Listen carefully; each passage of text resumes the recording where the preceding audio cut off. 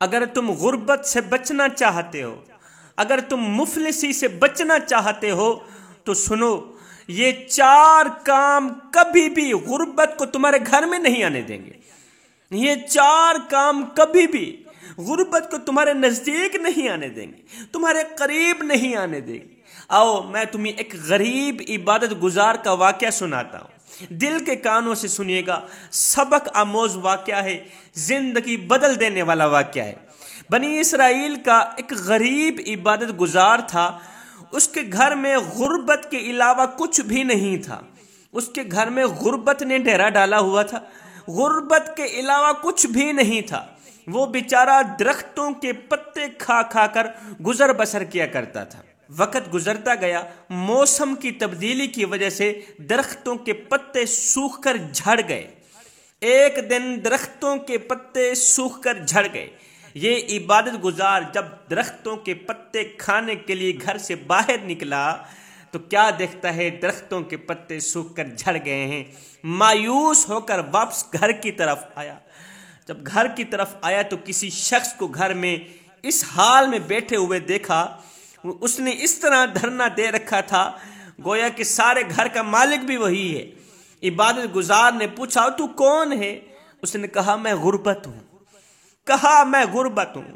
عبادت گزار نے کہا، او تیرا ستیہ ناس ہو غربت، او تیرا بیڑا غرق ہو غربت، جب سے تو نے میرے گھر میں ڈیرا ڈالا ہے، جب سے میں غریب ہوا ہوں، حقیر بن گیا ہوں، تو نے مجھے زمانے میں معاشرے میں ذلیل و خوار کر دیا۔ میرے حق ہمسائے شادی پہ مجھے نہیں بلاتے اس لیے کہ میں غریب ہوں، کوئی بھی میرا حال چال پوچھنے کو نہیں آتا اس لیے کہ میں غریب ہوں، کوئی بھی مجھے سلام دینا گوارا نہیں کرتا اس لیے کہ میں غریب ہوں۔ اب تیرے ساتھ کیا سلوک کروں میں؟ تو سب سے بڑی میری دشمن ہے نا، بتا تو صحیح تیرے ساتھ کیا سلوک کروں؟ سوٹا اٹھا کے تجھے گھر سے باہر نکالوں یا دھکے دے کر تجھے گھر سے باہر نکالوں؟ غربت نے کہا، نہ تو میں سوٹے مارنے سے گھر سے باہر نکلتی ہوں اور نہ ہی تو دھکے دینے سے کوئی مجھے گھر سے باہر نکال سکتا ہے۔ اچھا تو پھر تو کیسے نکلے گی؟ اس غربت نے کہا، اے عبادت گزار میاں، اگر تو 4 کام کرے تو، اگر تو 4 کام دل سے کرے، اللہ رسول کی رضا کے لیے کرے، تو بس وہی 4 کام مجھے تیرے گھر سے اس طرح باہر نکال سکتے ہیں، پھر میں اس طرح رخصت ہو جاؤں گی کہ کبھی مڑ کے اس گھر میں آؤں گی بھی نہیں، پھر تو امیر تر امیر بن جائے گا اگر تو 4 کام کر لے تو۔ اب آپ بھی دل کے کانوں سے سنیے گا کہ وہ 4 کام ہیں کون کون سے۔ عبادت گزار نے کہا، جلدی بتا وہ 4 کام کون کون سے، میں تجھے ہر حال میں گھر سے باہر نکالنا چاہتا۔ غربت نے کہا، اگر تو مجھے باہر نکالنا چاہتا ہے تو پھر سن، تیرے دروازے پر جب بھی کوئی میرا مارا ہوا ہے، میرا ستایا ہوا ہے، میرا ستایا ہوا، میرا مارا ہوا، جب بھی کوئی تیرے دروازے پر اگر کچھ مانگے تو اسے کچھ نہ کچھ ضرور دے دینا۔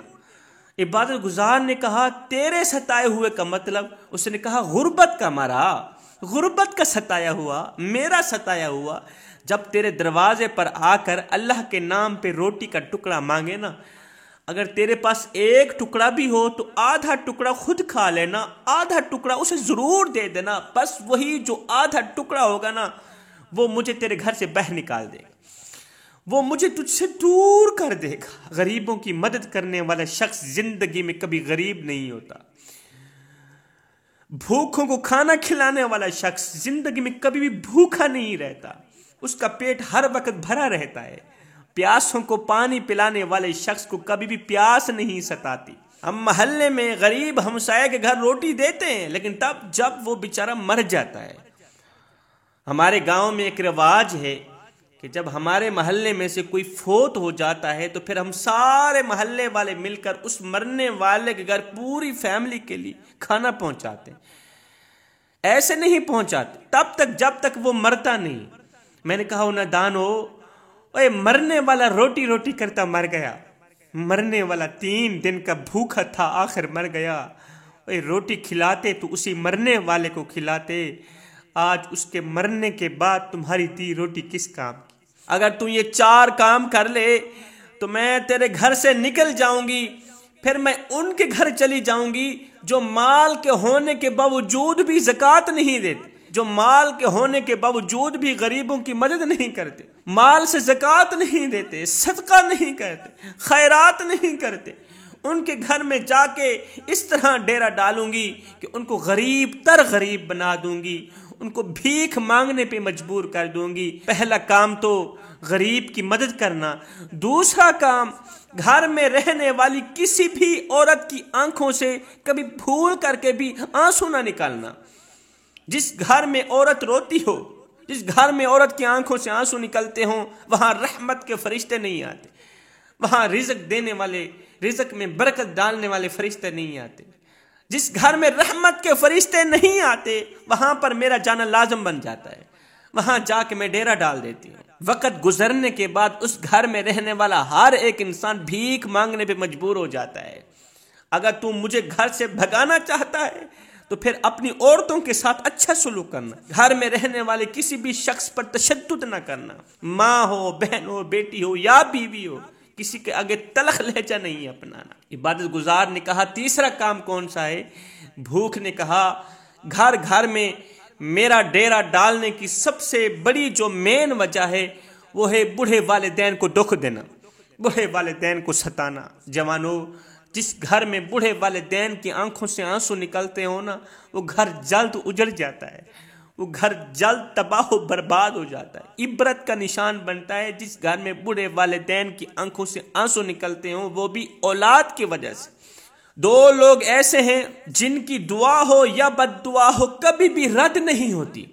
ایک اولاد کا ستایا ہوا روتا ہوا باپ، دوسرا مظلوم۔ یہ دو لوگ جب روتے ہیں نا، آنکھوں سے آنسو بہاتے ہیں نا، اس وقت فرشتوں کو بھی رونا آ جاتا ہے، ان کو دیکھ کر فرشتوں کو بھی رونا آ جاتا ہے۔ اور یہی دو لوگ ہیں، ایک مظلوم، دوسرا اولاد کا ستایا ہوا باپ۔ جس باپ کو اولاد نے رلایا ہو، اولاد نے دکھ دیا ہو، درد دیا ہو، اولاد کے حق میں جب اس کے منہ سے دعا نکلتی ہے نا، کبھی رد نہیں ہوتی، اس کے منہ سے دعا ہو یا بد دعا ہو۔ ایک مظلوم کی، ایک روتے ہوئے بوڑھے باپ کی دعا ہواؤں کو پھاڑتی ہوئی، فضاؤں کو پھاڑتی ہوئی، پہلا آسمان چیر کر دوسرا آسمان چیر کر اللہ کے عرش کا دروازہ جا کھٹکھٹاتی ہے اور اپنی بات منوا کر ہی دم لیتی ہے۔ یہ دعا اور بد دعا قبول ہو کر ہی دم لیتی ہے۔ خدارا، اگر غربت سے بچنا چاہتے ہو، مفلسی سے بچنا چاہتے ہو، اگر تم چاہتے ہو کہ تم ساری زندگی بھکاری نہ بنو، خیرات مانگنے والے نہ بنو، تو خدارا بوڑھے والدین کی خدمت کرنا۔ تم بوڑھے والدین کو دیتے جاؤ گے، اللہ تمہیں دیتا جائے گا۔ تم بوڑھے والدین کی خدمت کرتے جاؤ گے، اللہ کسی کے ہاتھوں تمہاری خدمت کرواتا جائے گا۔ غیب سے خزانہ آئے گا، غیب سے، تمہیں پتہ بھی نہیں چلے گا کہ ہم کم دنوں میں اتنے زیادہ امیر بن گئے۔ مجھے ایک بدبخت نوجوان کا واقعہ یاد آ گیا۔ ایک بدبخت نوجوان تھا، ہر وقت، ہر گھڑی، ہر لمحے اپنے بوڑھے والدین کو ستاتا رہتا تھا، بوڑھے والدین کو رلاتا رہتا تھا، باتوں باتوں پہ غصہ کرتا، تلخ لہجہ اپناتا۔ ایک دن تو وہ بدبخت غصے میں آ کر اس نے بوڑھے باپ کے منہ پر تھپڑ رسید کر دیا۔ ہے، بوڑھے باپ کے منہ پر تھپڑ رسید کر دیا۔ اللہ کا کرنا ایسا ہوا، ایک دن یہ سمندر کے کنارے گیا مچھلی پکڑنے، اس کی ایک انگل مچھلی کے منہ میں آ گئی، مچھلی کے منہ میں آ گئی، بس وہاں سے ایک زخم بن گیا۔ یہ زخم بڑا ہوتا ہوتا ہوتا ہوتا پورے ہاتھ پہ پھیل گیا۔ بڑے بڑے حکیموں کے پاس گیا، طبیبوں کے پاس گیا، لیکن مسئلہ حل نہ ہوا۔ آخر کار نتیجہ یہ نکلا کہ اس ہاتھ کو کاٹنا پڑے گا، نہیں تو یہ بیماری آگے تک بھی پھیل سکتی ہے، ہاتھ کو کاٹنا پڑے گا۔ ایک دن یہ نوجوان، بدبخت نوجوان، کسی عالم دین کے پاس گیا، اس کو ساری کہانی سنائی، کہا کہ کچھ عرصہ پہلے میں نے باپ کے منہ پر تھپڑ مارا تھا، بس بہانہ تو وہی بنا ہے، مچھلی کے منہ میں میری انگل آئی ہے، بس وہ زخم پھیلتا پھیلتا پھیلتا پورے ہاتھ میں پھیل گیا، اب ہاتھ کاٹنے کا خدشہ ہے۔